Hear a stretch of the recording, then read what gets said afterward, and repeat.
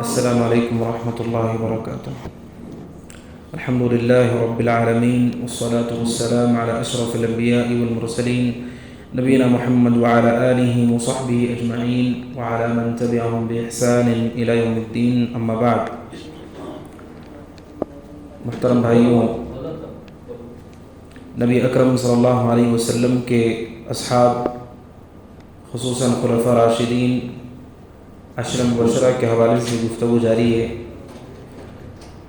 عشر مبشرہ میں خلفاء راشدین میں تیسرے درجے میں حضرت عثمان رضی اللہ تعالیٰ عنہ ہیں، اور آج ہمارے گفتگو کا موضوع بھی حضرت عثمان بن عفان رضی اللہ تعالیٰ عنہ کی سیرت ہے، ان کی زندگی ہے۔ حضرت عثمان رضی اللہ تعالیٰ عنہ کا نام عثمان ہے، اور آپ نام ہی سے مشہور ہیں۔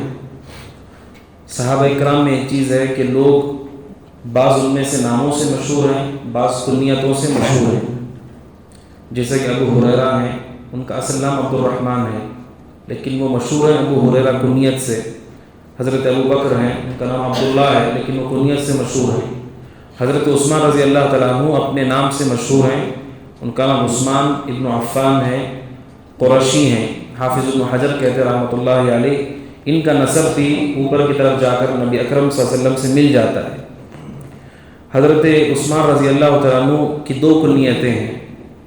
یہ کنیت ہے ابو عبداللہ، اور یہی کنیت سب سے زیادہ مشہور ہے۔ ایک کنیت ہے ابو عمرو۔ یہ دونوں کنیتیں ہیں۔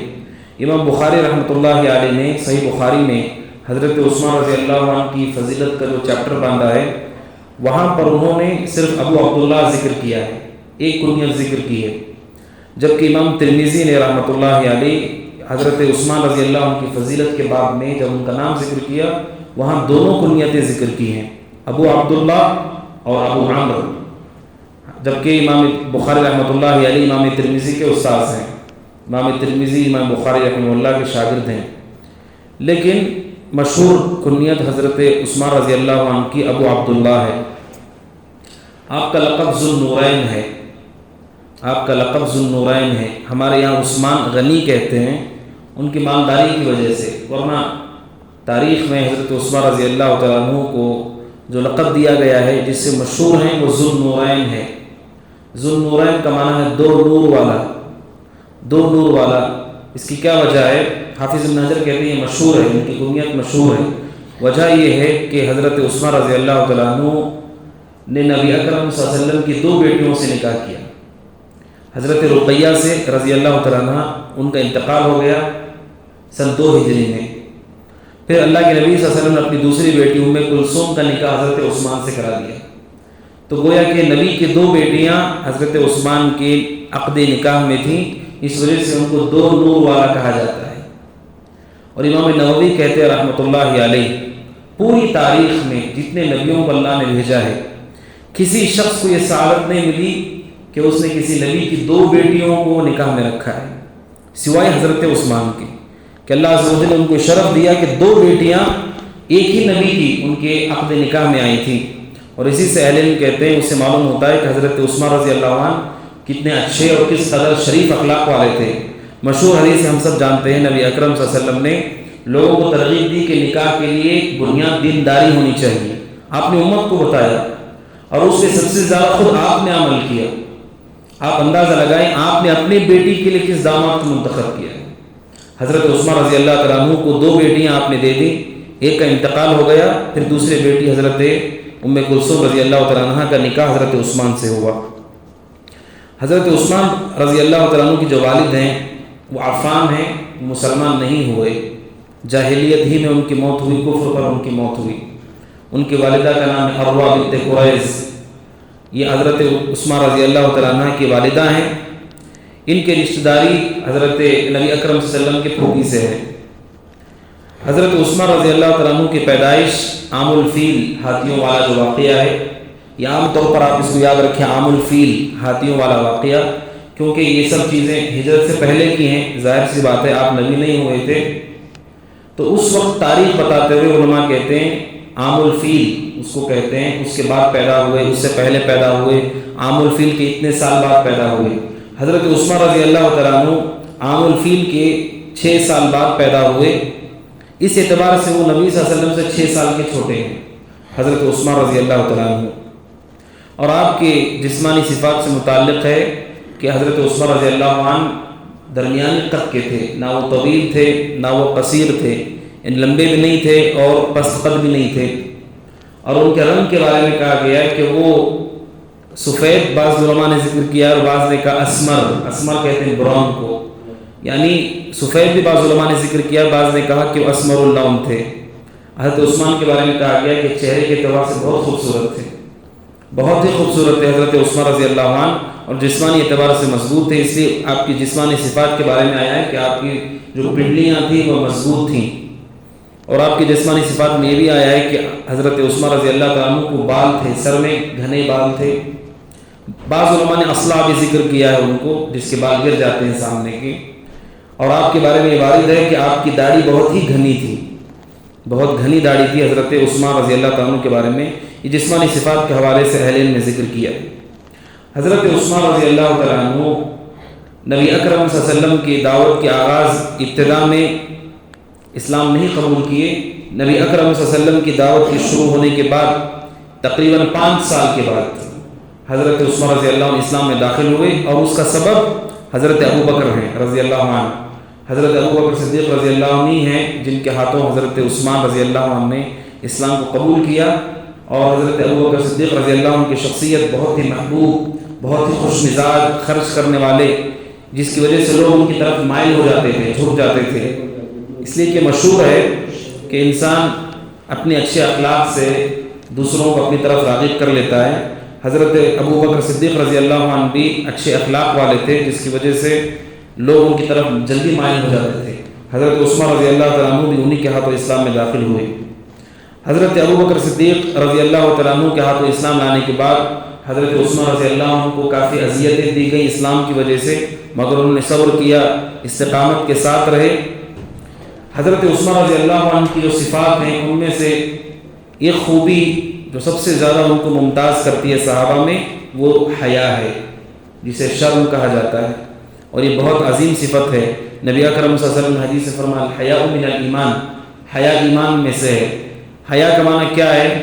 وہ صفت جو انسان کے دل میں ہوتی ہے، جس کی وجہ سے آدمی بے حیائی کے کام نہیں کرتا، بلکہ اسے بڑھ کر کے وہ بہت زیادہ شرماتا ہے.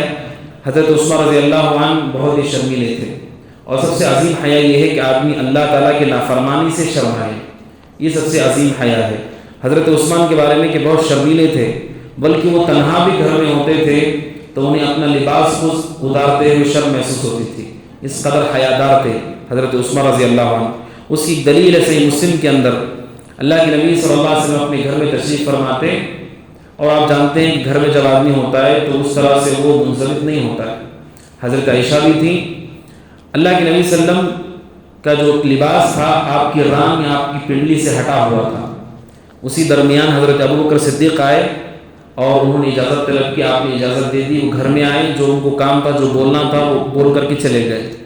پھر اس کے بعد حضرت عمر رضی اللہ عنہ آئے، آپ نے ان کو بھی اجازت دی، آپ ویسے ہی رہے، اور انہوں نے اپنا کام پورا کیا، جو بات کرنی تھی آپ سے بات کیوں چلے گئے.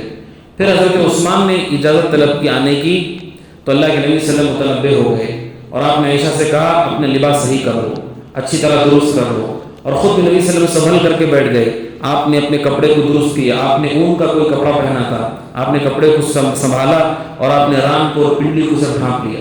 حضرت عائشہ نے پوچھا اللہ کے نبی ابھی آپ کے سامنے ابو بکر آئے تھے، عمر آئے تھے، آپ نے وہ اہتمام نہیں کیا، لیکن عثمان کے آنے سے پہلے اہتمام کیوں کیا؟ تب نبی اکرم صلی اللہ علیہ وسلم نے 2 وجوہات بیان کی. آپ نے کہا کہ عثمان شرمیلا شخص ہے، اگر وہ مجھے اس حالت میں دیکھے گا تو حیا کی وجہ سے ہو سکتا ہے جو اسے کام ہے وہ کام بول نہیں پائے گا، کیونکہ میری پنڈلی یا ران سے کپڑا ہٹا ہوا ہے، تو حیا کی وجہ سے وہ مجھ سے بات نہیں کر پائے گا. اور دوسرا، حضرت عائشہ صدیقہ سے نبی اکرم صلی اللہ علیہ وسلم نے فرمایا الا استحی من رجل تستحی منه الملائکہ، آپ نے کہا کہ میں اس آدمی سے نہ شرماؤں جس سے فرشتے شرماتے ہیں. اس میں حضرت عثمان رضی اللہ عنہ کی صفت حیا کو ثابت کیا گیا ہے، اور اس درجے میں ان کے پاس شرم تھی کہ ملائکہ بھی ان سے شرماتے تھے. تو یہ حضرت عثمان رضی اللہ تعالیٰ عنہ کی صفات میں سے ایک عظیم صفت ہے. حضرت عثمان رضی اللہ تعالیٰ عنہ ابتدائی اسلام ہی سے اسلام کو مضبوط کرنے کے حوالے سے بڑے فکر مند تھے، اور حضرت عثمان رضی اللہ عنہ صحابی جن کو یہ خوش نصیبی ملی کہ انہوں نے 2 ہجرتیں کی۔ ایک ہجرت جو پہلی ہجرت تھی حبشہ کی طرف، حضرت عثمان نے اس میں ہجرت کی، اور دوسری ہجرت جو مدینہ کی طرف ہوئی، دونوں ہجرتوں میں حضرت عثمان رضی اللہ تعالیٰ عنہ شریک رہے، اور حضرت عثمان رضی اللہ تعالیٰ عنہ نے غزوہ بدر کے علاوہ ہر غزوے میں آپ کا ساتھ دیا ہے، حتیٰ کہ آپ کا آخری غزوہ تبوک، اس میں بہت بڑی قربانی کی حضرت عثمان کی، مگر بدر کی جنگ میں وہ شریک نہیں ہو سکے۔ اس کی وجہ یہ ہے کہ اس موقع پر حضرت رقیہ بیمار ہو گئی تھی رضی اللہ عنہ، تو نبی صلی اللہ علیہ وسلم سے کہا کہ تم رقیہ کے پاس ہی رہو، اس کی تیمارداری کرو اور اس کی نگرانی کرو، اور آپ نے فرمایا کہ میں تمہیں یہ بات بتاتا ہوں کہ اللہ تعالیٰ تمہیں اجر میں شریک کرے گا بدریوں کے برابر، اور بدریوں کو جو مال ملے گا غنیمت کا، اس میں بھی اللہ تعالیٰ تمہیں شریک کرے گا۔ تو نبی اکرم صلی اللہ علیہ وسلم نے حضرت عثمان کو یہ بشارت دی کہ اگرچہ کہ وہ مدینہ میں ہیں لیکن انہیں پورا اجر بدر میں شریک ہونے کا ملے گا۔ اسی وجہ سے امام بخاری نے رحمۃ اللہ علیہ صحیح بخاری میں جب بدری صحابہ کا ذکر کیا ہے، ان کے نام ذکر کیے ہیں، تو وہاں پر امام بخاری نے حضرت عثمان کا بھی نام لکھا ہے، حالانکہ حضرت عثمان جنگ میں نہیں تھے۔ امام بخاری نے پھر بھی لکھا ہے اس حدیث کی وجہ سے کہ نبی اکرم صلی اللہ علیہ وسلم نے فرمایا کہ تمہیں بدر میں شریک ہونے کا پورا اجر ملے گا۔ اسی وجہ سے حدیث میں ہے کہ جب بدر میں فتح ہوئی صحابہ کو اور لوگ لوٹ رہے تھے، تو اس موقع پر خوشخبری لینے کے لیے نبی اکرم صلی اللہ علیہ وسلم 2 صحابہ کو بھیجا کہ جاؤ اور ہم سے پہلے جا کر مدینہ میں خوشخبری دے دو۔ اور آپ کا یہ طریقہ تھا، آپ واپس سفر سے لوٹتے ہوئے سیدھا گھر نہیں جاتے تھے، آپ مدینہ سے پہلے ایک جگہ پر رکتے تھے، کسی آدمی کو بھیجتے تھے اور اطلاع دیتے تھے کہ ہم آ چکے ہیں، تاکہ گھر میں جو عورتیں ہیں وہ اپنے آپ کو درست کر لیں اور اپنے معاملات کو دیکھیں۔ یہ آپ کا طریقہ رہا، اور آپ نے خوشخبری کے لیے پہلے 2 لوگوں کو بھیجا۔ کہتے ہیں کہ جب خوشخبری لے کر مدینہ میں داخل ہوئے، اسامہ بن زید کہتے ہیں کہ ہم جب خوشخبری سن رہے تھے، اس وقت وہ وقت تھا جب ہم نے حضرت رقیہ کی قبر کو درست کیا تھا، یعنی بالکل تدفین ہو کر کے قبر کو درست کیا گیا حضرت رقیہ کی رضی اللہ عنہ۔ اس وقت انہیں خوشخبری ملی کہ بدر میں مسلمانوں کو فتح ہوئی ہے، اس وجہ سے حضرت عثمان رضی اللہ عنہ جنگ بدر میں شریک نہیں ہو سکی۔ بقیہ غزوات میں حضرت عثمان رضی اللہ تعالیٰ عنہ شریک رہے۔ اللہ کے نبی صلی اللہ علیہ وسلم جب مدینہ ہجرت کر کے آ گئے، وہاں پر مسلمانوں کو بہت ساری پریشانیاں تھیں، ان پریشانیوں میں حل کے لیے مال کی بھی ضرورت تھی، اس لیے کہ معیشت کے لیے بنیاد مال ہے۔ اللہ کے نبی صلی اللہ علیہ وسلم کے صحابہ کو جو پریشانی تھی، ان میں سے بڑی پریشانی پانی کی تھی، پانی کی سہولت نہیں تھی۔ صرف ایک کنواں تھا جسے بئر روما کہا جاتا ہے، ایک کنواں تھا جس میں میٹھا پانی تھا، لیکن وہ بھی یہودی کے قبضے میں تھا۔ تو نبی اکرم صلی اللہ علیہ وسلم نے لوگوں کو ترغیب دی کہ جو بئر روما کو کھدوائے گا یا وہ مسلمانوں کے لیے وقف کرے گا، آپ نے فرمایا کہ میں اسے جنت کی خوشخبری دیتا ہوں، جنت اس کے لیے ہوگی۔ حضرت عثمان رضی اللہ تعالیٰ عنہ نے اسے خرید کر مسلمانوں کے لیے وقف کر دیا، اور یہ بڑا عظیم احسان تھا اور وقت کی بڑی ضرورت تھی۔ ابن عبد البر رحمۃ اللہ علیہ کہتے ہیں کہ حضرت عثمان نے یہودی سے بات کی اور کہا کہ مجھے ایک کنواں خریدنا ہے، تو اس نے کہا کہ 12,000 دینار تمہیں دینے ہوں گے، بہت بڑی قیمت ہے، 12,000 دینار تمہیں دینے ہوں گے۔ حضرت عثمان رضی اللہ تعالیٰ عنہ اس کے لیے تیار ہو گئے اور انہوں نے اس کو قیمت دے دی۔ دے کر کے یہ طے ہوا کہ آدھا تمہارا حصہ ہوگا، آدھا ہمارا حصہ ہوگا، پوری ملکیت میں اس نے نہیں دیا، جیسا کہ ابن عبدالبر نے ذکر کیا۔ کیا طے ہوا؟ ایک دن میں اسے استعمال کروں گا، ایک دن تم استعمال کر لینا۔ حضرت عثمان نے موافقت کر لی۔ پھر حضرت عثمان نے کیا کیا، جو ان کی دن کی باری تھی وہ مسلمانوں کے لیے وقف کر دیا، کہا کہ جس دن میری باری ہوگی سارے مسلمان اپنے لیے پانی کا انتظام کر لیں۔ تو مسلمان 2 دن کا پانی لے لیتے تھے اس دن کے لیے اور اگلے دن کے لیے، چونکہ یہودی کی باری ہوگی۔ اس طرح مسلمانوں کو سہولت ہو گئی، لیکن اس کو پسند نہیں آیا۔ اس نے عثمان سے کہا کہ تم نے میرے پورے کنویں کو خراب کر دیا ہے، اتنے سارے لوگ اسے پانی پی رہے ہیں۔ حضرت عثمان رضی اللہ تعالیٰ عنہ پھر 8,000 اس کو دیے، 8,000 دے کر کے پورا کنواں خرید کر کے حضرت عثمان رضی اللہ تعالیٰ عنہ نے اسے وقف کر دیا، اور نبی اکرم صلی اللہ علیہ وسلم نے اس کے لیے بہت بڑی فضیلت بیان کی ہے۔ اور نبی اکرم صلی اللہ علیہ وسلم کے غزوات کے اندر خصوصی جو معاملہ پیش ہے صلح حدیبیہ کا واقعہ ہے، اس واقعے میں حضرت عثمان رضی اللہ تعالیٰ عنہ کی بڑی فضیلت و منقبت سامنے آتی ہے۔ صلح حدیبیہ جیسا کہ آپ جانتے ہیں، سن 6 ہجری میں نبی اکرم صلی اللہ علیہ وسلم صحابہ کے ساتھ عمرہ کرنے کے لیے گئے۔ لیکن مشرکین نے روک دیا۔ اس موقع پر نبی اکرم صلی اللہ علیہ وسلم نے مسلمانوں کی طرف سے بات کرنے کے لیے حضرت عثمان کو بھیجا کہ تم جاؤ اور بات کرو، انہیں خبر دو ہم جنگ کے لیے نہیں آئے ہیں، ہم عمرہ کرنے کے لیے آئے ہیں۔ حضرت عثمان رضی اللہ تعالیٰ عنہ گئے اور وہاں پر ایک شخص نے حضرت عثمان سے ملاقات کی اور ان کو کہا کہ میں تمہیں پناہ دیتا ہوں، اور پھر حضرت عثمان رضی اللہ تعالیٰ عنہ پہنچے مکہ، لیکن تاخیر ہو گئی اور یہاں پر مسلمانوں میں خبر پھیل گئی کہ کسی نے حضرت عثمان کو قتل کر دیا ہے، حضرت عثمان کو قتل کر دیا ہے۔ اللہ کے نبی صلی اللہ علیہ وسلم جب معلوم ہوا آپ شدید ناراض ہوئے۔ اس موقع پر آپ کے ساتھ 1400 صحابہ تھے، 1400 صحابہ تھے۔ نبی اکرم صلی اللہ علیہ وسلم نے سب لوگوں سے کہا کہ تم بیعت کرو کہ ہم حضرت یعنی عثمان کا بدلہ لے کر رہیں گے، یعنی جنگ کے لیے بیعت کرو، اور اس بیعت کو بیعت الرضوان کہا جاتا ہے، اور یہ بہت عظیم نعمت تھی اور عظیم اللہ عز و جل کی طرف سے صحابہ کے لیے فضل تھا کہ اس بیعت میں جتنے لوگوں نے شرکت کی ان سب کے لیے اللہ عز و جل نے رضامندی کا اعلان کیا۔ اللہ عز و جل نے قرآن مجید میں اس بیعت کا ذکر کیا ہے، اذ یبایعونک تحت الشجرہ لقد رضی اللہ عن المؤمنین اذ یبایعونک تحت الشجرہ، اللہ تعالیٰ راضی ہو گیا ان مومنین سے جو درخت کے نیچے آپ کے ہاتھ بیعت کر رہے ہیں، یعنی ایک درخت کے نیچے آپ نے بیعت لی۔ اس بیعت میں نبی اکرم صلی اللہ علیہ وسلم نے کیا کیا؟ صحیح بخاری کی حدیث ہے، آپ نے اپنا سیدھا ہاتھ اٹھایا اور سیدھا ہاتھ اٹھا کر کے آپ نے کہا ھذہ ید عثمان، آپ نے کہا یہ عثمان کا ہاتھ ہے۔ اپنا ہاتھ اٹھا کر کے آپ نے کہا یہ عثمان کا ہاتھ ہے، اور پھر آپ نے اس سیدھے ہاتھ کو آپ کے بائیں ہاتھ پر مار کر کے آپ نے کہا کہ یہ عثمان کے نام کی بیعت ہے۔ کیوں؟ کیونکہ یہ بیعت بہت عظیم تھی، اس پر رضامندی کا اعلان کیا گیا، لیکن اس بیعت میں حضرت عثمان نہیں تھے، کیونکہ بیعت تو انہی کی وجہ سے ہو رہی تھی، لیکن نبی اکرم صلی اللہ علیہ وسلم نے ان کی جانب سے خود بیعت کرتے ہیں، اپنے سیدھے ہاتھ سے اپنے بائیں ہاتھ پر رکھ کر کہا یہ عثمان کی طرف سے ہے۔ اہل علم کہتے ہیں کہ اس واقعے میں حضرت عثمان کی بڑی فضیلت ہے۔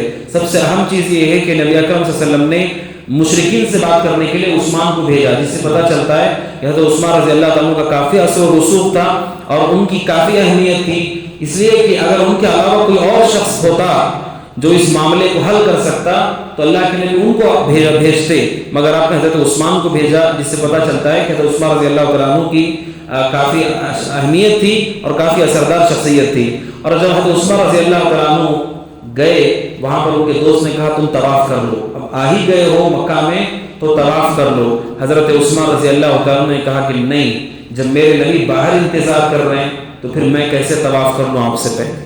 حالانکہ طواف عبادت ہے، مگر حضرت عثمان رضی اللہ تعالیٰ عنہ کی سنت کی اتباع اور ان کی فکر مندی یہ ہے چونکہ نبی مکہ سے باہر ہیں، وہ جب طواف نہیں کر رہے ہیں تو میں کیسے طواف کر سکتا ہوں؟ تو اس سبحان اللہ تو عثمان رضی اللہ تعالیٰ عنہ کے دل میں جو نبی اکرم صلی اللہ علیہ وسلم کی تعظیم تھی یہ اس کی دلالت ہے، اور قرآن مجید بھی کہتا ہے یا ایھا الذین آمنوا، اے وہ لوگ جو ایمان لائے، لا تقدموا بین یدی اللہ ورسولہ، اللہ اس کے رسول سے آگے نہیں بڑھنا چاہیے۔ فتح مکہ کے موقع پر صحابہ روزے کی حالت میں تھے، نبی اکرم صلی اللہ علیہ وسلم کو بتایا گیا کہ لوگ پریشان ہو گئے، نبی اکرم صلی اللہ علیہ وسلم نے دودھ کا پیالہ لیا اور آپ نے اپنے روزے کو توڑ دیا، آپ نے سفر میں اپنے روزے کو توڑ دیا فتح مکہ کے موقع پر۔ نبی اکرم صلی اللہ علیہ وسلم کو دیکھ کر کے دیگر صحابہ نے بھی روزہ توڑ دیا۔ سفر میں جائز ہے، آدمی روزہ چھوڑ سکتا ہے، لیکن کچھ صحابہ نے جنہوں نے روزہ نہیں توڑا انہوں نے یہ سوچا کہ ہم روزہ رکھتے ہوئے قوت میں ہیں اور جنگ بھی ہم اچھی طرح کر لیں گے تو روزہ رکھنے کی توڑنے کی کوئی حاجت نہیں ہے۔ جب نبی صلی اللہ علیہ وسلم کو پتہ چلا آپ نے فرمایا اولئک العصاة اولئک العصاة اولئک العصاة، آپ نے کہا کہ جن لوگوں نے میرے روزے توڑنے کے بعد روزہ نہیں توڑا وہ نافرمان ہیں نافرمان ہیں نافرمان ہیں۔ اس لیے کہ جب نبی روزہ توڑ چکے ہیں تو پھر کسی کی ضرورت ہے کہ وہ اپنا روزہ پورے کیے ہوئے ہیں۔ تو حضرت عثمان رضی اللہ تعالیٰ عنہ کی فقہ اور سمجھ یہ تھی کہ انہوں نے نبی اکرم صلی اللہ علیہ وسلم سے پہلے طواف کرنے کو پسند نہیں کیا، اور وہیں پر حضرت عثمان رضی اللہ عنہ کے لیے منقبت ہے کہ اللہ کے نبی صلی اللہ علیہ وسلم نے ان کی طرف سے اپنے ہاتھ پر خود بیعت کر لی، جو حضرت عثمان رضی اللہ تعالیٰ عنہ کی فضیلت ہے۔ وہیں پر حضرت عثمان رضی اللہ تعالیٰ عنہ نے دین کے لیے جو کچھ قربانیاں دی ان میں سے ایک عظیم قربانی غزوہ تبوک کے حوالے سے تھی۔ غزوہ تبوک نبی صلی اللہ علیہ وسلم کا آخری غزوہ تھا، آخری غزوہ، اس کے بعد آپ نے کوئی غزوہ نہیں کیا سن 9 ہجری میں، اور آپ جس کے لیے جا رہے تھے وہ روم کے بادشاہ سے جنگ کے لیے جا رہے تھے جو اس وقت کی سپر پاور طاقت تھی، اس وقت مال کی شدید ضرورت تھی۔ نبی اکرم صلی اللہ علیہ وسلم نے فرمایا جو اس لشکر کو تیار کرے گا جو روم سے لڑنے کے لیے جا رہا ہے آپ نے کہا اس کے لیے جنت ہے۔ حضرت عثمان رضی اللہ تعالیٰ عنہ کا تجارت قافلہ لوٹ رہا تھا اور اس تجارت قافلے میں تقریباً 300 اونٹ تھے اور 300 اونٹوں پر سامان لگا ہوا تھا۔ حضرت عثمان رضی اللہ تعالیٰ عنہ نے وہ پورے کا پورا قافلہ جو 300 اونٹوں پہ مشتمل تھا وہ پورے کا پورا نبی کے حوالے کر دیا اور کہا اللہ کے نبی آپ اسے اپنے غزوے میں استعمال کر لیں، اور اس کے علاوہ مزید دینار بھی دیے۔ نبی اکرم صلی اللہ علیہ وسلم جب ان کی سخاوت دیکھی، دین کے حوالے سے جذبہ دیکھا، آپ نے فرمایا آج کے بعد ما ضر ابن عفان ما عمل بعد اليوم، آپ نے کہا آج کے بعد عفان کا بیٹا جو بھی عمل کرے گا اسے نقصان نہیں ہوگا۔ یعنی اللہ عز و جل نے اس کے لیے جنت کو طے کر دیا ہے، مغفرت کو طے کر دیا ہے۔ اتنی بڑی قربانی کہ انہوں نے اپنا پورا جو سرمایہ تھا جو ان کے لیے تجارت سے کامیابی کے ساتھ لوٹا تھا، حضرت عثمان رضی اللہ تعالیٰ عنہ نے وہ اللہ کے نبی صلی اللہ علیہ وسلم کے حوالے کر دیا۔ اور نبی اکرم صلی اللہ علیہ وسلم کا ان سے خصوصی تعلق بھی ہے۔ حضرت عثمان رضی اللہ عنہ یہ وہ صحابی ہیں جو شیخین کے بعد ابو بکر عمر کے بعد سب سے افضل مانے جاتے ہیں۔ حضرت عبداللہ بن عمر کہتے ہیں ہم نبی کی زندگی میں آپس میں یہ باتیں کرتے تھے، اس امت کا سب سے افضل ابو بکر ہیں، اس کے بعد عمر ہیں، پھر اس کے بعد عثمان ہیں، ان تینوں کے بعد ہم کسی کا نام نہیں لیتے تھے۔ نبی کی زندگی ہی میں ہم یہ کہتے تھے عمر کے بعد کوئی افضل ہے تو عثمان ہے رضی اللہ عنہ۔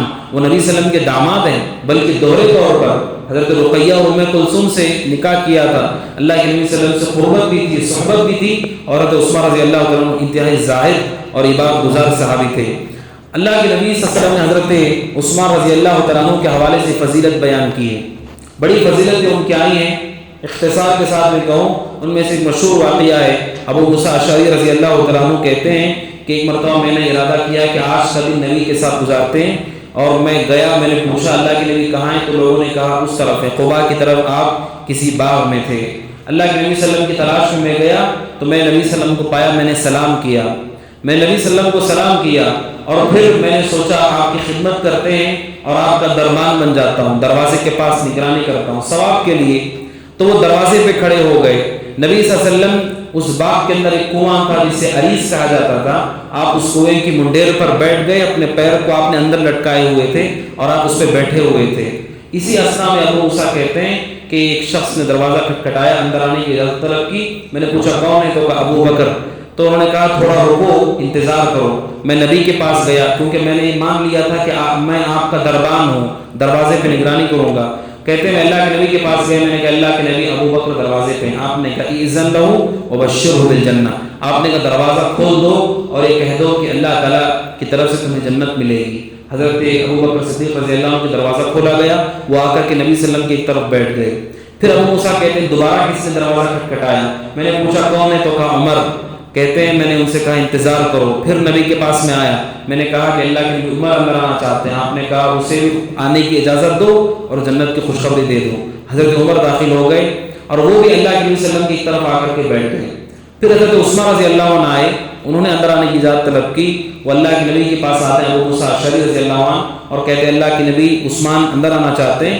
آپ نے ان کے بارے میں کہا اذن لہو وبشرہ بالجنہ علی بلوى تصیبہ، علی البلوى تصیبہ، آپ نے فرمایا عثمان کو کہہ دو کہ تمہارے جنت کی خوشخبری ہے، مگر بہت بڑی آزمائشوں پہ صبر کے بعد، بہت بڑی آزمائشوں پہ صبر کے بعد نبی اکرم صلی اللہ علیہ وسلم نے حضرت عثمان کو خوشخبری دی۔ اس حدیث کی شرح میں امام نووی کہتے ہیں اس حدیث میں دونوں باتیں ہیں، ایک بات یہ کہ اللہ کے نبی نے حضرت عثمان کو جنت کی خوشخبری دی، اس سے ان کی فضیلت پتہ چلتی ہے، اور وہیں پر یہ پتہ چلتا ہے کہ حضرت عثمان کے لیے بہت بڑی آزمائشیں آنے والی تھیں، اور ایسے ہی ہوا۔ حضرت عثمان رضی اللہ عنہ وہ خلیفہ ہیں جن پر سب سے سخت آزمائشیں آئیں، اور حضرت عثمان رضی اللہ عنہ کو حتیٰ کہ آگے درس میں آئے گا کہ حضرت عثمان رضی اللہ عنہ کو ان کے گھر میں ظلم قتل کر دیا گیا اور شہید کر دیا گیا۔ تو نبی صلی اللہ علیہ وسلم نے پہلی پیشن گوئی کی، اور یہ آپ کے معجزات میں سے ہے۔ حضرت عثمان رضی اللہ عنہ کا اللہ کے نبی صلی اللہ علیہ وسلم سے بہت گہرا تعلق تھا، حتیٰ کہ وفات سے پہلے اللہ کے نبی نے عثمان کو بلوایا، اور بلا کر کے آپ نے آہستہ سے کچھ باتیں کی عثمان سے، کسی کو نہیں پتا کہ اس نے آپ نے کیا کہا۔ البتہ حضرت عثمان کے بارے میں راوی کہتے ہیں کہ جب ہم نے ان کے چہرے کو دیکھا، ان کا چہرہ وہ پورا رنگ بدل گیا ان کا، یعنی آپ نے کچھ بتایا ان کو مستقبل کے حوالے سے، حضرت عثمان کا چہرہ بدل گیا، اور اللہ کے نبی سے کہتے ہیں میں صبر کروں گا۔ میں صبر کروں گا۔ اور اللہ کے نبی صلی اللہ علیہ وسلم نے ان سے عہد لیا۔ ایک روایت میں آپ نے فرمایا عثمان اللہ تعالیٰ تمہیں یہ قمیص پہنائے گا، ایک قمیص اللہ پہنائے گا، منافقین تم سے کہیں گے قمیص اتار دو مگر قمیص مت اتارنا، قمیص مت اتارنا۔ نبی صلی اللہ علیہ وسلم نے عثمان کو وفات سے پہلے بلا کر کے سرگوشی کی، آہستہ سے بات کی، اور اللہ بہتر جانتا آپ نے کیا کچھ باتیں ان سے کہی۔ حضرت عثمان رضی اللہ عنہ کا آپ نے یہ بھی متنبع کیا اللہ ایک قمیص پہنائے گا، اور اہل علم نے کہا اس قمیص سے مراد خلافت ہے کہ اللہ تمہیں خلافت دے گا۔ کچھ لوگ تم سے کہیں گے خلافت کو چھوڑ دو مگر تم ایسا تو مت کرنا۔ حضرت عثمان رضی اللہ تعالیٰ عنہ کی نبی اکرم صلی اللہ علیہ وسلم سے قربت کا پتہ چلتا ہے۔ حضرت ابوبکر اللہ کے نبی صلی اللہ علیہ وسلم کی وفات کے بعد ابوبکر صدیق رضی اللہ عنہ خلیفہ ہے، ان کے دور حکومت میں حضرت عثمان رضی اللہ عنہ دین کے خادم کی حیثیت سے رہے۔ حضرت عثمان رضی اللہ عنہ کی دور حکومت آئی، وہ بھی دین کے خادم کی حیثیت سے رہے، حتیٰ کہ عراق کے غزوے میں شریک ہوئے اور سارے معاملات کو دیکھتے رہے۔ اور حضرت عمر رضی اللہ عنہ پہ کتنا بھروسہ کرتے تھے۔ حضرت عمر نے اپنے آخری حج میں طے کیا کہ اللہ کے نبی کی ساری بیویوں کو، امہات المؤمنین کو، ازواج النبی کو، سب کو حج کروایا جائے۔ اور یہ بہت ہی اہم کام تھا، بہت ہی اہم کام تھا کہ پوری مومنین کے ماؤں کو، امہات المؤمنین کو ایک ساتھ حج کرایا جائے۔ حضرت عمر نے اس پورے معاملے کے لیے ذمہ داری حضرت عثمان کے حوالے کر دی کہ تم اس کی ذمہ داری کو دیکھو، اس لیے کہ انہیں ان پہ بھروسہ تھا، اعتماد تھا، اور ان کے اخلاق پہ انہیں اعتماد تھا۔ حضرت عثمان رضی اللہ عنہ اور ایک اور صحابی ان کے ساتھ ہو گئے، اور ان دونوں نے امہات المؤمنین کو پورے امن کے ساتھ، عافیت کے ساتھ، خیر کے ساتھ ان کے اس حج کو پورا کروایا، اور اس طرح سے انہوں نے اللہ کے نبی صلی اللہ علیہ وسلم کے ازواج کا اکرام کیا۔ حضرت عثمان رضی اللہ تعالیٰ عنہ کا یہ عمل بتاتا ہے کہ حضرت عمر رضی اللہ تعالیٰ عنہ کی انہیں قربت ملی۔ حضرت عمر کی جب وفات کا وقت آیا، حضرت عمر نے اپنے بعد ایک خلیفے کا نام نہیں بتایا۔ حضرت عمر رضی اللہ تعالیٰ عنہ نے 6 لوگوں کا نام بتایا اور کہا کہ ان میں سے کسی ایک کو چن لینا۔ 6 صحابہ کا نام حضرت عمر نے بتایا، ان میں سے حضرت عثمان تھے رضی اللہ عنہ، حضرت علی تھے رضی اللہ عنہ، حضرت طلحہ تھے رضی اللہ عنہ، حضرت زبیر تھے رضی اللہ عنہ، حضرت سعد بن ابی وقاص تھے رضی اللہ عنہ، حضرت عبد الرحمن بن عوف تھے رضی اللہ عنہ۔ یہ 6 صحابہ ہیں، اور ابن حجر کہتے ہیں اس وقت پوری زمین پر ان 6 لوگوں سے افضل کوئی نہیں تھا، سبقت کے اعتبار سے، ہجرت کے اعتبار سے، علم کے اعتبار سے، سیاست کے اعتبار سے ان سے اچھے لوگ زمین پہ نہیں تھے۔ حضرت عمر رضی اللہ تعالیٰ عنہ نے تقوی کی وجہ سے ان 6 شخصیتوں کا نام لیا، جبکہ خود ان کا بیٹا ابن عمر، عبداللہ بن عمر بہت بڑے صحابی ہیں، مگر حضرت عمر نے ان کا نام تک نہیں پیش کیا۔ اس سے پتہ چلتا ہے کہ کس قدر وہ خیرات دین کے حوالے سے 6 شخصیتوں کا نام پیش کیا، اور یہ نہیں بتایا کہ کون خلیفہ ہوگا، کہا کہ تم اسے طے کر لینا۔ حضرت عمر کا انتقال ہو گیا۔ حضرت عمر کے انتقال کے بعد ان 6 لوگوں میں سے 3 لوگوں نے اپنا نام واپس لے لیا کہ ہمیں اس کی کوئی حاجت نہیں ہے، جن میں سے حضرت طلحہ تھے، حضرت زبیر تھے، اور حضرت سعد بن ابی وقاص تھے۔ 3 لوگوں نے نام واپس لے لیا۔ بچے 3 لوگ، حضرت علی رضی اللہ عنہ، حضرت عثمان رضی اللہ عنہ، اور حضرت عبد الرحمن بن عوف رضی اللہ عنہ۔ حضرت عبد الرحمن بن عوف کی سبحان اللہ اچھے اخلاق اور ان کی دین کے حوالے سے فکر مندی تھی۔ حضرت عبد الرحمن بن عوف نے ان 2 لوگوں سے کہا، حضرت عثمان اور حضرت علی سے کہا میں تمہاری برابری نہیں کر سکتا، میں تمہاری برابری نہیں کر سکتا، کیونکہ وہ جانتے تھے عمر اور حضرت عثمان اور علی کو جانتے تھے رضی اللہ عنہ، کہا کہ میں تمہاری برابری نہیں کر سکتا ہوں، البتہ عمر نے میرا نام بھی لکھ دیا ہے، میں یہ کہتا ہوں کہ میں اپنے نام کو واپس لے لوں گا، مگر میری ایک درخواست ہے، وہ درخواست یہ ہے کہ تم دونوں میں کون خلیفہ ہوگا وہ ذمہ داری میرے حوالے کر دیں، اگر تم لوگ چاہو۔ تو پھر حضرت عبد الرحمن بن عوف کی اس پیشکش کو حضرت عثمان اور حضرت علی دونوں نے مان لیا رضی اللہ عنہ، اور اس طرح سے اس معاملے کی ذمہ دار حضرت عبد الرحمن بن عوف رضی اللہ عنہ ٹھہرے۔ اور سبحان اللہ، امام ذہبی کہتے ہیں اس قدر زاہد صحابی تھے، خود ان کے چچا زاد بھائی ہیں سعد بن ابی وقاص، جن کا نام تھا 6 لوگوں میں سے، لیکن حضرت عمر رضی اللہ عنہ کے نامزد لوگ کتنے نیک تھے کہ حضرت عبد الرحمن بن عوف نے اپنے چچا زاد بھائی کو ایک بار بھی نہیں کہا کہ تم اپنا نام واپس مت لو۔ حضرت عبد الرحمن بن عوف رضی اللہ عنہ نے ان کو خلیفہ بنانے کی فکر نہیں کی، جبکہ وہ چچا زاد بھائی تھے، قریبی تھے ان کے، ان 2 لوگوں کے وہ ذمہ دار بنے۔ امام ذہبی کہتے ہیں یہ حضرت عبد الرحمن بن عوف کے من افضل الاعمال، سب سے افضل اعمال جو عبد الرحمن بن عوف نے کیے تھے ان میں سے ایک عام یہ تھا کہ انہوں نے خلیفہ کو نامزد کیا، اور جب ان کی زندگی آئے گی عبد الرحمن بن عوف رضی اللہ عنہ کی اور قدر تفصیل سے بات ہوگی۔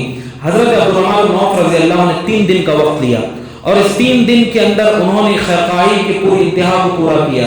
3 دن تک صبح و شام وہ لوگوں سے مشورہ کرتے رہے، اکیلے ملاقاتیں کرتے رہے، لوگوں کی بھیڑ سے ملاقاتیں کرتے رہے، حتیٰ کہ خواتین تک سے انہوں نے گفتگو کی، پردے کی آڑ سے گفتگو کی، ان دونوں میں سے کون ہونا چاہیے. حتیٰ کہ روایات، تاریخی روایات میں مکتب میں پڑھنے والے بچوں سے بھی پوچھا، اس لیے کہ بچے ہی صحیح مگر وہ شخصیتوں کو دیکھتے ہیں، پرکھتے ہیں، سمجھتے ہیں.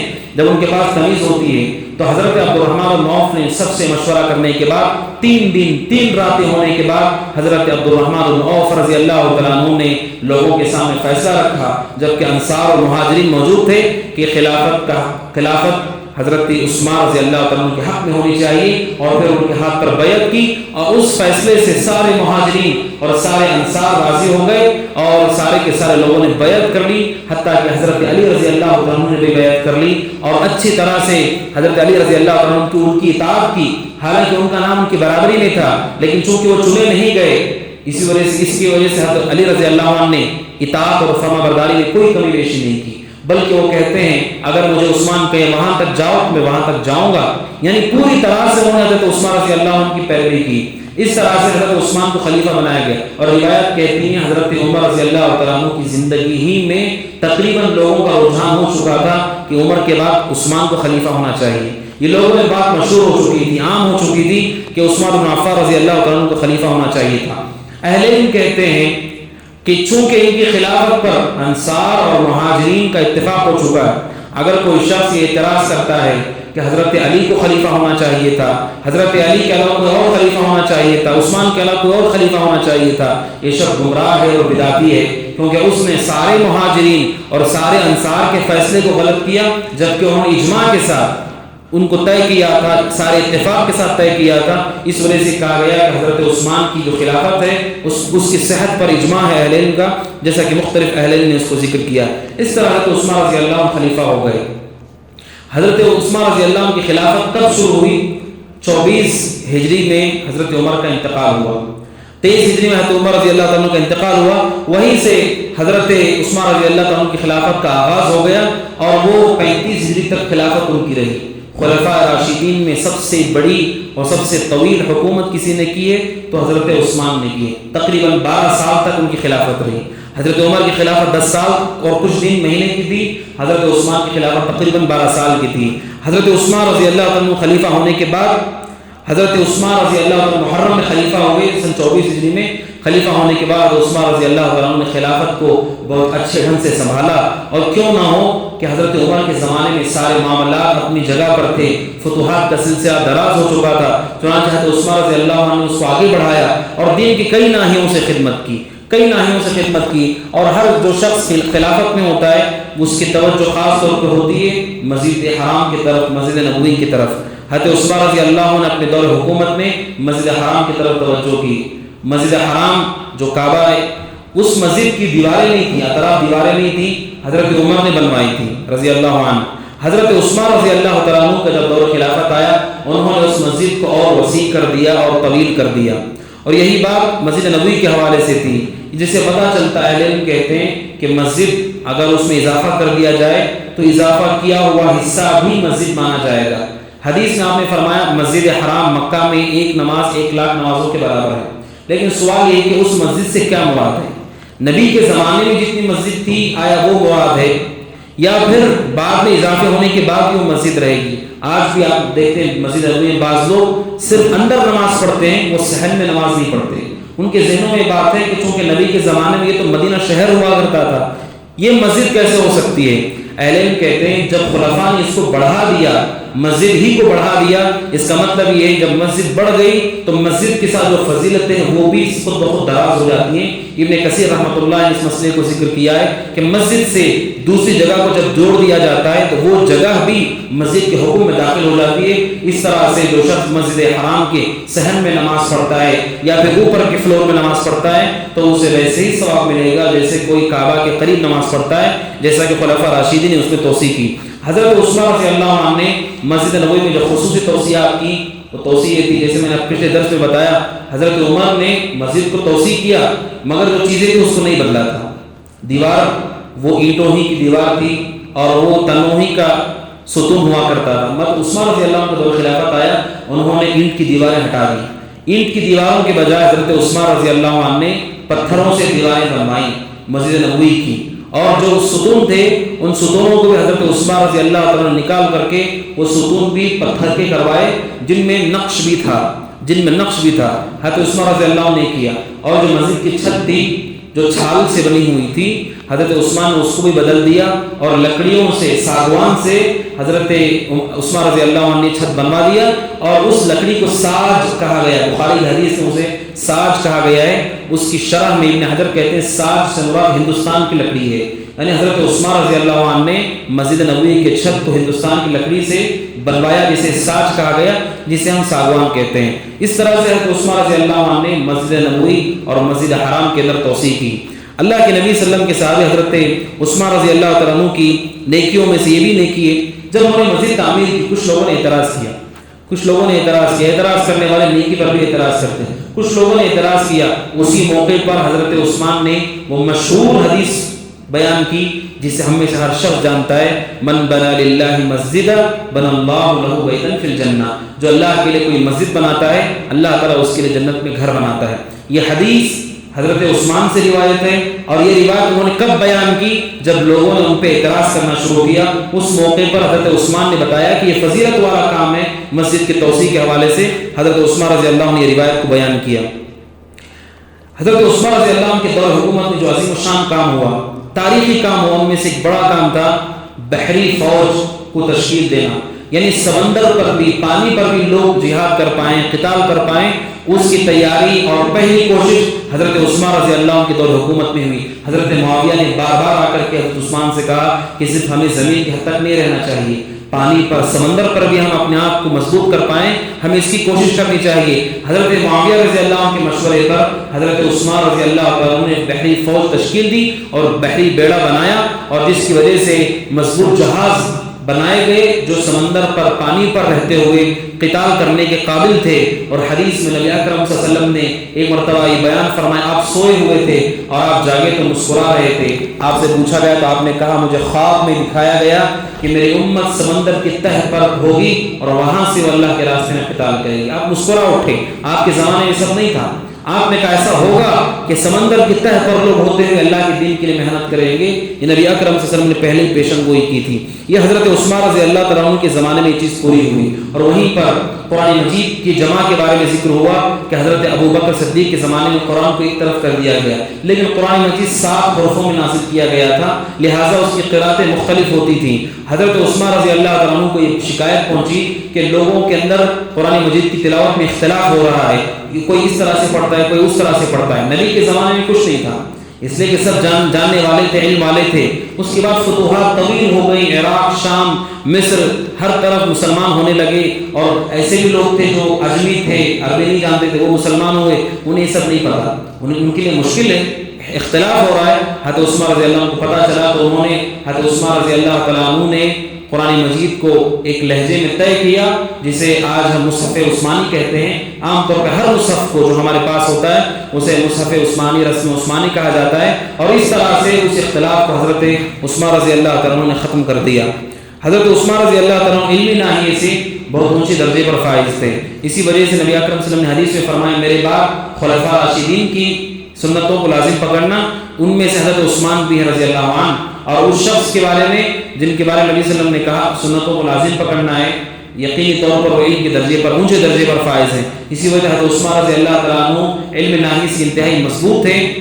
بلکہ ابن قیم رحمۃ اللہ علیہ کہتے ہیں جو صحابہ فتویٰ دیا کرتے تھے ان میں 3 قسمیں تھیں. ایک قسم وہ تھی جو مکثرین کی تھی, جو بہت زیادہ فتویٰ دیتے تھے, یعنی وہ مفتیان جو زیادہ جنہوں نے فتوے دیے ہیں, لوگوں کے مسائل حل کیے ہیں. ان کا ذکر کرنے کے بعد ابن قیم نے ان صحابہ کا ذکر کیا جنہوں نے فتوے دیے ہیں لیکن بہت زیادہ نہیں دیے, درمیانی طور پہ فتوے دیے ہیں. ان میں سے حضرت ابن قیم رحمۃ اللہ یعنی ابو بکر صدیق کو, ابو ہریرہ کو اور حضرت عثمان کو شامل کیا رضی اللہ عنہ کہ یہ وہ لوگ ہیں جنہوں نے نبی اکرم صلی اللہ علیہ وسلم کے بعد لوگوں کے لیے فتوے دیے ہیں اور ان کے مسائل کو حل کیا ہے, لیکن وہ متوسط درجے میں تھا. حضرت عثمان رضی اللہ تعالیٰ عنہ کے حوالے سے جو مسائل ہیں, جو فتنے ہیں, وہ انتہائی سخت ہیں اور وہ گفتگو بہت ہی طویل ہے, مفصل ہے. اس کی شروعات 34 ہجری کے اندر ہوتی ہے، یہ فتنہ شروع ہوتا ہے، اور اس کے لیے نشانی کیا ہوتی ہے؟ اللہ کے نبی صلی اللہ علیہ وسلم کی ایک انگوٹھی پہنتے تھے چاندی کی، اور اسی میں لکھا ہوا ہوتا تھا محمد رسول اللہ، اور آپ اسی سے نقش کرتے تھے، مہر لگاتے تھے خطوط پر۔ اللہ کے نبی صلی اللہ علیہ وسلم کے بعد وہ انگوٹھی ابو بکر کے پاس تھے رضی اللہ عنہ، وہ انگوٹھی ابو بکر کے بعد عمر کے پاس چلی گئی، عمر رضی اللہ عنہ کے پاس تھی، پھر عمر رضی اللہ عنہ کے بعد سے عثمان رضی اللہ عنہ کے پاس انگوٹھی آ گئی۔ اتفاق یہ ہوا حضرت عثمان رضی اللہ عنہ بیر عریس، جس کنویں کا ذکر پہلے میں نے کیا، اسی کنویں میں حضرت عثمان رضی اللہ عنہ بیٹھے ہوئے تھے، اور ان کی انگوٹھی اس کنویں میں گر گئی، انگوٹھی اس کنویں کے اندر گر گئی، اور مبارک ہے نبی صلی اللہ علیہ وسلم کے جسم سے جو چیزیں جڑی ہوئی تھیں سب مبارک ہیں۔ اہل سنہ کا یہ عقیدہ ہے کہ اللہ کے نبی صلی اللہ علیہ وسلم کی ذات مبارک تھی، آپ کے بال، آپ کے وضو کا پانی، آپ کے جوتے، آپ کا لباس، آپ کا جبہ، یہ سب مبارک ہے، مفید ہے، نفع بخش ہے، لیکن یہ صرف نبی کے ساتھ خاص ہے، آپ کے بعد امت میں کوئی اور مبارک نہیں ہے حسی طور پر، جسمانی طور پر۔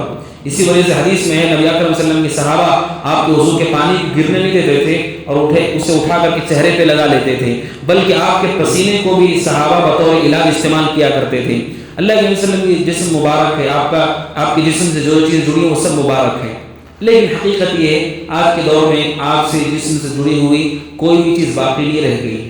یہ مسئلہ صرف علمی مسئلہ رہ گیا ہے کہ نبی کی ذات سے جڑی ہوئی کوئی چیز اگر ہے تو وہ مبارک ہے، لیکن حقیقت یہ ہے کہ ابھی موجودہ دور میں کوئی بھی چیز آپ کی ہم تک نقل ہو کر کے صحیح سندوں کے ساتھ نہیں پہنچی ہے۔ کچھ چیزیں جو بتائی جاتی ہیں نبی صلی اللہ علیہ وسلم کی ہیں، آخری تحقیق یہ ہے، کچھ چیزیں ترکیہ کی میوزیم وغیرہ ملتی ہیں، آخری تحقیق یہ ہے کہ وہ نبی صلی اللہ علیہ وسلم کے زمانے تک پہنچتی ہیں، لیکن یہ نہیں معلوم کہ وہ کس کی ہیں، ہو سکتا ہے ابو جہل کی بھی ہو، جب تک محقق نہیں ہے نہیں کہا جا سکتا۔ اس وجہ سے اہل علم کہتے ہیں یہ مسئلہ صرف نظری ہے، علمی مسئلہ ہے کہ نبی کے جسم سے جڑی ہوئی کوئی بھی چیز مبارک ہوتی ہے۔ حضرت عثمان کے پاس انگوٹھی تھی مگر وہ کنویں میں گر گئی، حضرت عثمان رضی اللہ عنہ جانتے تھے اس کی اہمیت کیا ہے، حضرت عثمان نے بہت کوشش کی، بلکہ اس پر لوگوں کو لگا دیا، پورے کنویں کو خالی کر دیا گیا، مگر وہ انگوٹھی نہیں ملی، انگوٹھی حضرت عثمان رضی اللہ عنہ کے ہاتھ نہیں لگی۔ یہ امام نووی کہتے ہیں رحمۃ اللہ علیہ، یہاں سے فتنے کی شروعات ہے، انگوٹھی کی وجہ سے نہیں، ایک نشانی کے طور پر۔ اس کے بعد سن 34 ہجری کے اندر مسائل کی شروعات ہوتی ہے، اور اس کے بہت سارے وجوہات ہیں، فتنے کے بہت سارے وجوہات ہیں۔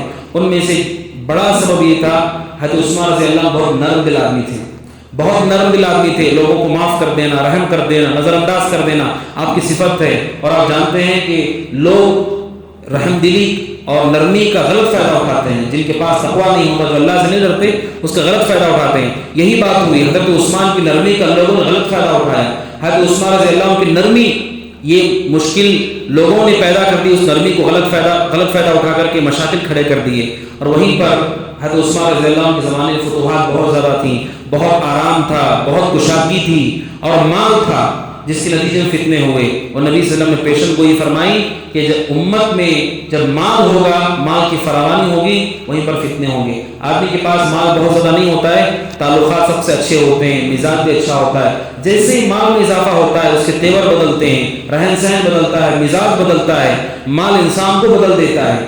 اسی وجہ سے عربی زبان میں مالا یمیلو کہتے ہیں جھک جانے کو، مائل ہو جانے کو۔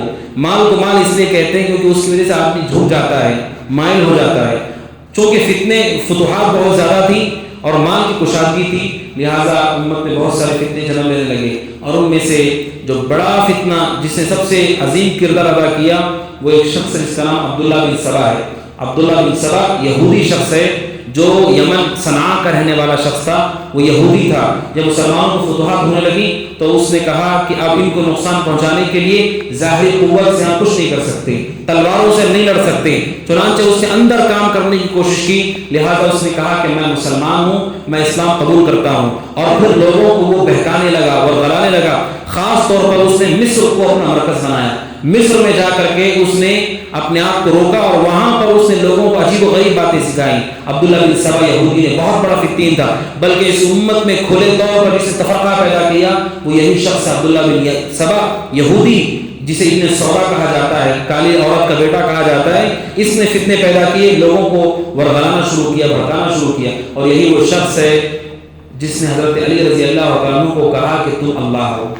حضرت علی رضی اللہ عنہ کی زندگی ہی میں حضرت علی کے سامنے کہا کہ تم اللہ ہو، یعنی اس نے آل بیت کے نام پر غلو کیا، نبی کے گھرانے والوں کے نام پر غلو کیا، لوگوں کو بھڑکایا، حتیٰ کہ اس کے بارے میں کہا جاتا ہے کہ اس کو حضرت علی رضی اللہ نے زندہ جلا دیا تھا، اس کی فتنے کی وجہ سے اور اس کے نقصان کی وجہ سے اور اس کے کفر کی وجہ سے کہ وہ حضرت علی رضی اللہ عنہ کے منہ پہ کہتا تھا کہ تم اللہ ہو، تم رب ہو۔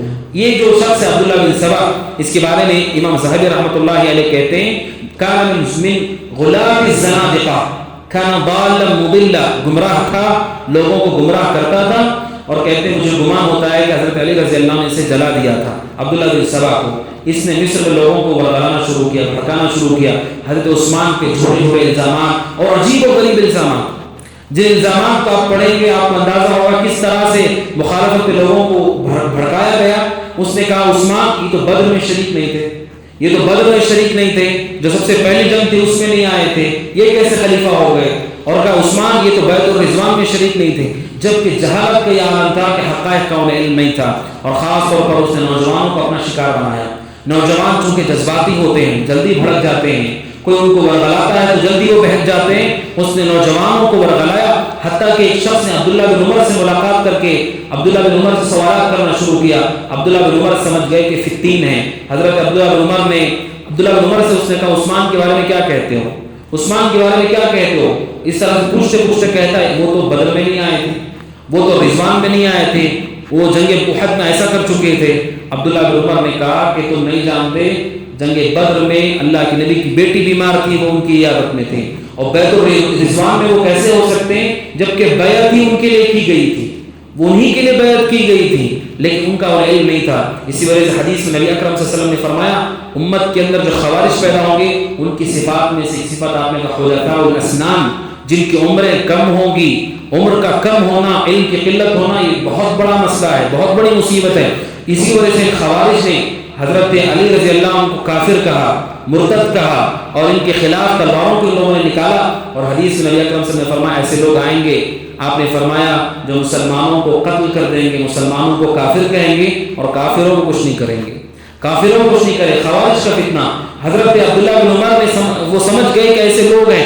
عبداللہ بن سبا نوجوانوں کو بھڑکایا، ورغلایا، اور ایک بڑی تعداد اس کے ساتھ جمع ہو گئی، عبداللہ بن سبا کے ساتھ جمع ہو گئی۔ نتیجہ یہ ہوا کہ وہ پورے گروہ کی شکل میں مدینہ آنے لگے۔ حضرت عثمان کو علم ہوا کہ یہ لوگ مدینہ آ رہے ہیں، حضرت عثمان رضی اللہ عنہ خود لوگوں کے ساتھ مدینہ سے باہر نکل کر گئے اور ان سے ملاقات ہوئی، اور وہاں پر مسائل پہ گفتگو ہوئی، اور وہاں پہ صلح طے ہو گئی، بات طے ہو گئی، کچھ معاملات پر جس کا ذکر کیا گیا تاریخ میں۔ طے ہونے کے بعد حضرت عثمان رضی اللہ تعالیٰ عنہ سے بات ہونے کے بعد وہ لوگ واپس جانے لگے، لیکن جو فتنہ خور تھے، فتنہ پرور تھے، انہیں اچھا نہیں لگا کہ کیسے صلح ہو گئی۔ چنانچہ آپ اندازہ کیجئے کس قدر ان کی شرارت تھی اور کس قدر یہ لوگ اندر تک داخل ہو چکے تھے۔ حضرت علی رضی اللہ عنہ کے پاس ایک شکایت آئی۔ کیا شکایت ہے؟ کہ جب یہ لوگ مصر کو واپس جانے لگے تو وہاں پر ایک اجنبی شخص آتا ہے، وہ قافلے کے ساتھ کبھی آتا ہے کبھی چلا جاتا ہے، کبھی آتا ہے کبھی چلا جاتا ہے۔ لوگوں نے پکڑا کہ کیا بات ہے، تم آتے ہو چلے جاتے ہو؟ کہتا ہے کہ میں عثمان کی طرف سے خط لے کر کے مصر جا رہا ہوں۔ کیا خط لے کر کے جا رہے ہو؟ اسے پکڑا، خط لیا تو اس میں لکھا ہوا تھا کہ مصر کے یہ لوگ جو عثمان کے پاس آ رہے تھے، جب یہ لوگ مصر کو آئیں تو اے مصر کے حاکم تم ان سب کو قتل کر دینا، ان سب کے ہاتھ اور پیر کو کاٹ دینا۔ اور اس پر جو مہر تھی وہ حضرت عثمان کی تھی، حضرت عثمان رضی اللہ عنہ کی مہر تھی۔ جب ان لوگوں نے دیکھا کہ ابھی تو صلح کی عثمان نے، اور صلح کر کے ہمارے ساتھ اتنی بڑی غداری کی، ہمیں مصر واپس بھیج رہا ہے، اور بھیجنے سے پہلے وہ اپنے ذمہ دار سے کہہ رہا ہے کہ ہمیں آنے کے بعد قتل کر دو، ہمارے ہاتھ اور پیر کاٹ دو۔ وہ پورے کے پورے واپس ہوئے، علی کے پاس گئے اور کہا کہ دیکھو عثمان نے کیا کیا۔ حضرت علی نے کہا عثمان ایسا نہیں کر سکتے۔ انہوں نے خط لیا، خط پر مہر عثمان کی تھی رضی اللہ عنہ۔ وہ حضرت علی کے پاس، حضرت علی عثمان کے پاس گئے رضی اللہ عنہ اور کہا کہ آپ نے ایسا کیا ہے؟ حضرت عثمان رضی اللہ عنہ نے کہا کہ اس ذات کی قسم الذی لا الہ الا ہو، جس کے علاوہ کوئی معبود نہیں ہے، کہتے ہیں کہ ما کتبت ولا املیت ولا علمت، کہتے ہیں نہ میں نے لکھا ہے نہ میں نے لکھوایا ہے، مجھے پتہ ہی نہیں کہ کیا ہوا ہے۔ یعنی اس طرح وہ اندر تک جا چکے تھے۔ حضرت عثمان کے مہر کا استعمال کیا ان لوگوں نے اور اتنا بڑا فریب کیا۔ حضرت علی رضی اللہ عنہ نے جب لوگوں کو سمجھایا انہوں نے تسلیم نہیں کیا، کیونکہ مہر حضرت عثمان کی تھی رضی اللہ عنہ۔ اس طرح سے یہ لوگ پھر واپس مدینہ کی طرف ہو گئے اور پھر حالات بگڑنے شروع ہو گئے، حالات بگڑنے شروع ہو گئے، حتیٰ کہ تاریخ دمشق کے اندر روایت ہے، عائشہ صدیقہ رضی اللہ عنہا سے مسروق کے تابعی ہیں، وہ کہتے ہیں کہ آپ نے بھی عثمان کے خلاف لوگوں کو بھڑکایا ہے، عثمان کے قتل میں آپ بھی شریک رہی ہیں۔ حضرت عائشہ نے کہا میں کیسے شریک رہی ہوں؟ کہا کہ آپ کا خط لوگوں تک پہنچ رہا ہے کہ آپ لوگوں کو بلا رہی کہ آؤ اور عثمان کو قتل کر دو، اور عثمان کو قتل۔ عائشہ صدیقہ کہتی ہے رضی اللہ عنہا، اس اللہ کی قسم جس پر ایمان لانے والے ایمان لاتے ہیں، جس کا کفر کرنے والے کفر کرتے ہیں، میں نے کوئی چیز نہیں لکھوائی، کسی سفید کاغذ پہ کوئی کالا قلم میں نے نہیں چلایا ہے، جب میں بیٹھی ہوں آج تک میں نے کچھ نہیں لکھوایا ہے۔ عامر مسروق کہتے ہیں مگر آپ کے نام سے خطوط جا چکے ہیں۔ ابن کثیر کہتے ہیں اتنا بڑا دھوکہ ہوا، عبداللہ بن سبا کی نگرانی میں ان کے خاتم، ان کے نشانات کو استعمال کر کے خطوط لکھے گئے، زبیر اور طلحہ بڑے بڑے صحابہ کے ناموں سے اطراف کے لوگوں کو خطوط گئے جس میں انہیں بھڑکایا گیا کہ عثمان ابھی خلافت کے حقدار نہیں ہیں، یہ بہت سارے غلط کام کریں، ان کو ہٹا دیا جائے۔ چنانچہ ان کے خطوط پہنچنے کے بعد لوگ بھڑک گئے اور حضرت عثمان رضی اللہ تعالیٰ عنہ کے خلاف وہ لوگ نکل گئے، یہاں تک کہ حضرت عثمان رضی اللہ تعالیٰ عنہ کے گھر کو گھیر لیا گیا، حضرت عثمان رضی اللہ عنہ کے گھر کو گھیر لیا گیا، محاصرہ کر لیا گیا، اور حضرت عثمان رضی اللہ تعالیٰ عنہ کو گھر سے نکلنے کی اجازت نہیں تھی۔ حضرت عثمان رضی اللہ عنہ گھر سے نکلنے کی اجازت نہیں تھی، گھر میں محصور کر دیا گیا، مسجد کے نمازوں کو جانے کی اجازت نہیں تھی۔ اس زمانے میں جو امام ہوتا تھا، خلیفہ ہوتا تھا، وہی امام بھی ہوتا تھا، وہی نماز بھی پڑھاتا تھا۔ حضرت عثمان رضی اللہ عنہ کو اجازت نہیں تھی باہر جانے کی۔ کسی وجہ سے مشہور حدیث ہے جو صحیح بخاری کی ہے، عبید اللہ بن خیار کہتے ہیں کہ میں عثمان رضی اللہ عنہ کے پاس گیا، وہ گھر میں قید تھے، میں نے جا کر کے کہا آپ دیکھ رہے ہیں کیا حالات ہو چکے ہیں، بے فتین شخص آپ کی جگہ پر مسلح پہ کھڑا ہے۔ فتین شخص کنانہ بن بشر بہت بڑا خارجی تھا، بلکہ خوارج کا سردار تھا، وہ آپ کی جگہ پہ امامت کرا رہا ہے۔ حضرت عثمان رضی اللہ عنہ نے کہا دیکھو نماز ایک اچھا کام ہے، جب وہ لوگ اچھا کام کر رہے ہیں تو تم بھی اچھا کام کرو، اگر وہ برا کام کرے تو تم برا کام مت کرو۔ یہ بخاری کی حدیث ہے، اور اس حدیث پر امام بخاری نے اس مسئلے کو ذکر کیا ہے کہ باب امامت المفتون والمبتدع، کہ باب اس مسئلے کے بیان میں بدعتی اور فتین شخص کے پیچھے نماز کے مسئلے کو ذکر کرنے کے لیے باب قائم کیا ہے، اور یہ بتایا ہے کہ بدعتی کے پیچھے بھی نماز ہو جاتی ہے۔ یہ بات نہیں کہ جا کے پڑھنا چاہیے، لیکن ہو جاتی ہے جب تک وہ کفر کا شکار نہ ہو جائے۔ حضرت امام بخاری رحمۃ اللہ نے اس مسئلے کو ذکر کیا۔ کہنے کا مقصود یہ ہے کہ حضرت عثمان کے مسلح پہ خوارج کا سردار امامت کراتا تھا، مگر حضرت عثمان نے کہا کہ نہیں، جاؤ اس کے پیچھے نماز پڑھو، نماز کو ترک نہیں کیا جانا چاہیے۔ حضرت عثمان رضی اللہ عنہ کو گھر میں روک دیا گیا، اور پھر بعد میں چل کر حضرت عثمان رضی اللہ عنہ کے پانی کو بند کر دیا گیا، پانی پینے کے انتظام ختم کر دیا گیا۔ نتیجہ یہ ہے امہات المومنین بھی پریشان ہیں، وہ دیکھ رہی ہیں کہ خلیفہ کے ساتھ اتنا ظلم ہو رہا ہے، اتنے سارے مسائل کھڑے ہو گئے۔ تو حضرت صفیہ رضی اللہ تعالیٰ عنہ جو نبی صلی اللہ علیہ وسلم کی بیوی ہیں، چونکہ امت کی مائیں، ان کے درد ہوتا ہے، تڑپ ہوتی ہے، وہ چھپ کر کے حضرت عثمان کو کھانا دینے کے لیے جاتی تھی، چھپ کر کے کھانا دینے کے لیے، پانی دینے کے لیے جاتی تھی، مگر خوارج ان کو پکڑ لیا اور ان کے ساتھ بھی انہوں نے برا سلوک کیا، ان کے جانور کو مارا۔ تو حضرت صفیہ رضی اللہ عنہ کے لیے پابندی کر دی گئی کہ آپ بھی نہیں جا سکتی ہیں۔ ام حبیبہ رضی اللہ عنہ انہوں نے بھی کوشش کی، مگر ان کو بھی جانے سے روک دیا گیا، اور اس طرح سے حضرت عثمان رضی اللہ عنہ گھر پہ گھیر لیا گیا۔ لیکن یہاں پہ دو سوالات ہیں، ایک سوال یہ کہ صحابہ کیا کر رہے تھے جب حضرت عثمان کے گھر کو گھیرا گیا، صحابہ کیا کر رہے تھے، اور دوسری بات یہ تھی کہ حضرت عثمان رضی اللہ تعالیٰ عنہ نے اپنی فوج بلا کر کے کیوں وہاں سے ان کو نہیں بھگایا۔ یہ دو بنیادی سوال ہیں جو حضرت عثمان رضی اللہ عنہ کی سیرت کو پڑھتا ہے، یہ دو سوالات ضرور ذہن میں آتے ہیں۔ اس کی بہت ساری وجوہات اہل علم نے ذکر کی ہیں، امام آجوری نے ذکر کیا ہے کہ اس کی پہلی وجہ یہ تھی حضرت عثمان رضی اللہ تعالیٰ عنہ نے اپنی طرف سے ڈیفنس اس لیے نہیں کیا، فوج اس لیے نہیں لگائی کیونکہ نبی اکرم صلی اللہ علیہ وسلم نے ان کو وصیت کی تھی، نبی صلی اللہ علیہ وسلم کے ساتھ ان کا تعامل ہوا تھا، بات ہوئی تھی جس میں آخری جملہ عثمان کا تھا اللہ کے لیے میں صبر کروں گا۔ حضرت عثمان کو لگ رہا تھا کہ میں فوج کو بلاؤں، یہ صبر کے منافی ہے، لہٰذا حضرت عثمان نے فوج کو نہیں بلایا، ایک وجہ یہ تھی۔ دوسری وجہ یہ تھی، کہتے ہیں کہ حضرت عثمان رضی اللہ عنہ کو پسند نہیں تھا کہ خون بہنے کی شروعات ان سے ہو، چونکہ ابو بکر چلے گئے امت میں خون نہیں بہا، عمر گئے امت میں خون نہیں بہا، میں نہیں چاہتا کہ میری وجہ سے، یعنی تو عثمان رضی اللہ نہیں چاہتے تھے کہ ان کی وجہ سے امت میں خون بہنے کا سلسلہ شروع ہو، لہٰذا انہوں نے فوج اپنی طرف سے دفاع کے لیے نہیں بلائی۔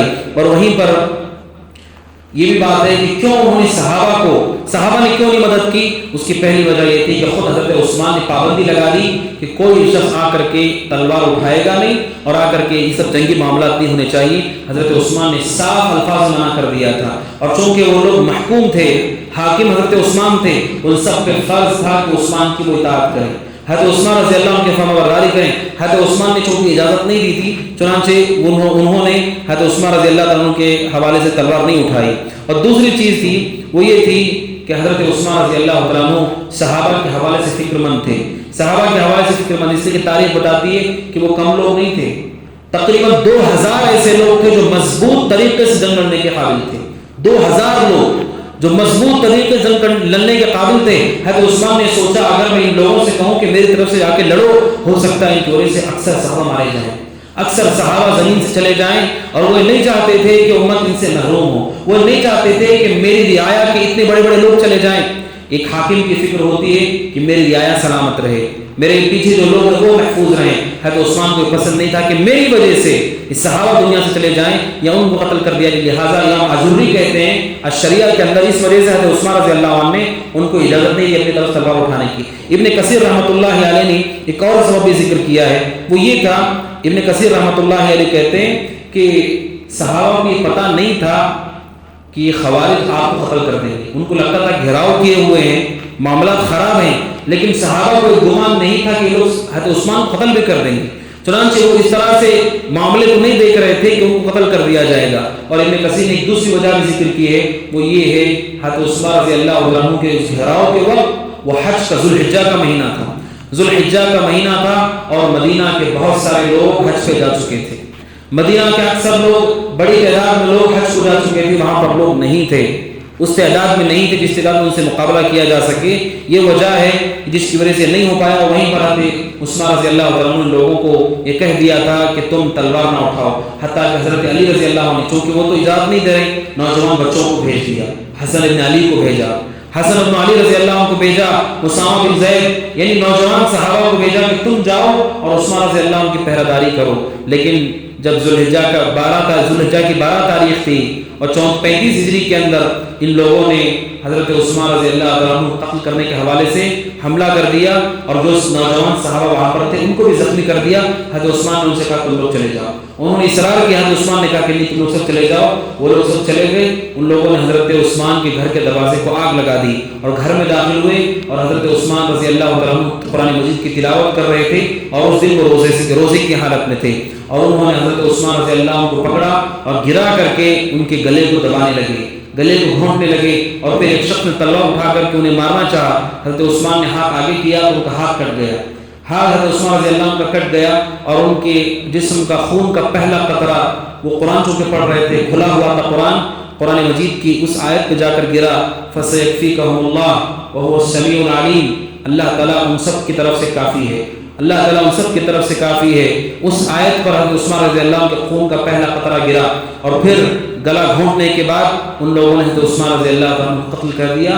حضرت عثمان رضی اللہ عنہ کو شہید کر دیا گیا اور بڑے ظلم کے ساتھ ان کو شہید کیا گیا، جس کی تفصیل تاریخی روایات میں. اور حضرت ابو ہریرہ رضی اللہ عنہ جب بھی حضرت عثمان کو یاد کر کے جس طرح سے ان لوگوں نے ان کو مارا تھا، وہ اتنا روتے تھے کہ وہ بہت زیادہ، یعنی ان کی گریہ زاری لوگ پہچان لیتے تھے. بلکہ بعض صحابہ نے یہاں تک کہا کہ وہ ہر پہاڑ پہ بھی اگر مصیبت آئے تو وہ بھی اپنی طرف سے ہٹ جائے گا.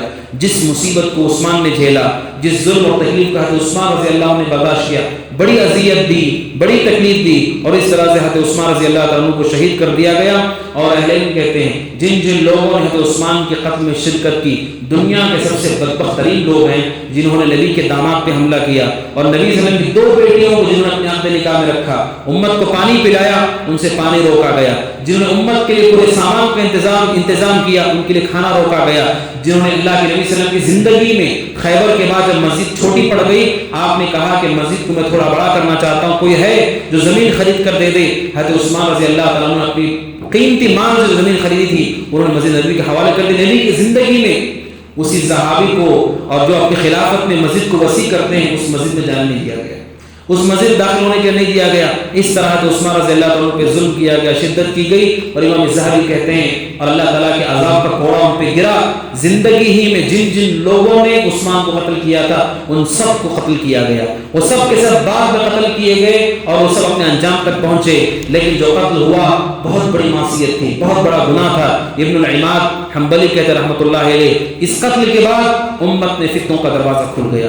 اس کے بعد جو فتنے شروع ہوئے, انتہائی خطرناک درجے کے فتنے, انتہائی بھیانک فتنے, یہ عقوبت اور عذاب اللہ کی طرف سے, جس طرح انہوں نے خلیفہ کو ان کے گھر کے اندر محصور کر کے مار دیا رضی اللہ تعالیٰ عنہ. لیکن حضرت عثمان رضی اللہ تعالیٰ عنہ کی زندگی, حضرت عثمان رضی اللہ عنہ کے اخلاق, حضرت عثمان رضی اللہ عنہ کے اعمال ہم سب کے لیے اسوہ ہے, نمونہ ہے, جنہوں نے اپنی جان کی پرواہ کیے بغیر نبی کے شہر کا احترام کیا کہ یہاں پر خون نہ بہے, نبی کے صحابہ کا احترام کیا کہ وہ نہ مارے جائیں, اور اللہ کے نبی صلی اللہ علیہ وسلم کی امت کے حوالے سے فکر کی کہ اس کی وجہ سے عام معصوم لوگ نہ مارے جائیں. حضرت عثمان رضی اللہ عنہ کے اس صبر کو, تسلیم کو اور رضا کو دیکھ کر سن کر کے آدمی دعا کرتا ہے کہ اللہ عز و جل عثمان غنی رضی اللہ تعالیٰ عنہ سے راضی ہو, اور اللہ عز و جل ان کو جزائے خیر دے امت کی طرف سے, اور اللہ تعالیٰ ہمارا حشر بھی ان کے ساتھ فرمائے. اور نبی اکرم صلی اللہ علیہ وسلم نے پہلی حدیث میں فرمایا تھا کہ عثمان کو بھی شہادت ملے گی, عثمان کو بھی شہید کیا جائے گا. اس طرح سے حضرت عثمان رضی اللہ عنہ دنیا سے رخصت ہوئے, اور جیسے میں نے کہا کہ عثمان کی وفات کے بعد فتنوں کا دروازہ کھل گیا.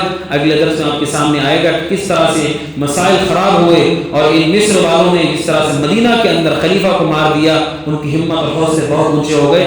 ہم سب کچھ کر سکتے, اندر تک لوگ داخل ہو چکے تھے, حتیٰ کہ مہر تک وہ استعمال کر رہے تھے. یہ ان لوگوں نے فتنہ اس طرح برپا کیا تھا. حضرت علی رضی اللہ عنہ کے دور خلافت میں انہوں نے بہت سارے مسائل کھڑے کیے, جس کا ذکر آئے گا. اللہ سے دعا کہ اللہ تعالیٰ کہنے والے کو, سننے والوں کو, ہم سب کو حضرت عثمان رضی اللہ عنہ کی سیرت اختیار کرنے کی توفیق عطا فرمائے. اللہ عز و جل ہم سب کو صحابہ کرام سے محبت کرنے کی توفیق عطا فرمائے. آمین. وصلی اللہ وسلم علی نبینا محمد وعلی آلہ وصحبہ اجمعین. والسلام علیکم ورحمۃ اللہ وبرکاتہ.